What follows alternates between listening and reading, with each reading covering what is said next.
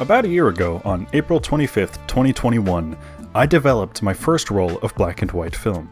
From that moment onward, I was hooked into film photography. The thing that got me was that it's extremely physical. Loading the film into the camera, shooting the photos, getting the negatives back from developing. Everything about it, when compared to digital photography, just feels so much more gratifying. You can't hold a digital photo in front of a light and relive your memories like you can with film.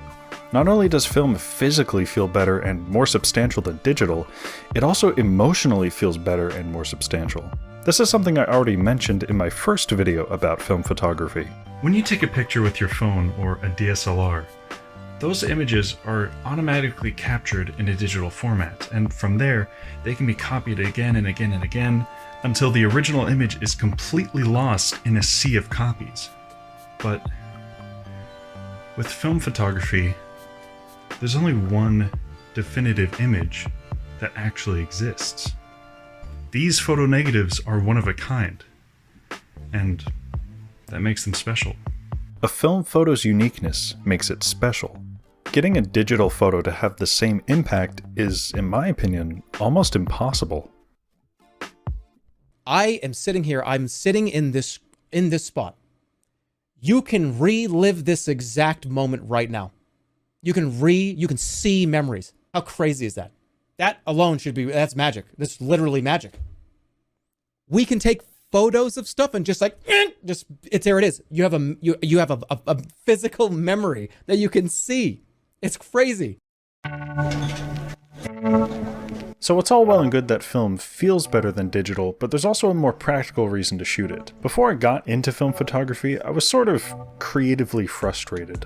I want to express myself through the things that I make, and for my whole life, I've been interested in movies and, by association, photography. But even though I had an interest in filmmaking and photography, I didn't have the skills. The things I wanted to say kept coming out wrong.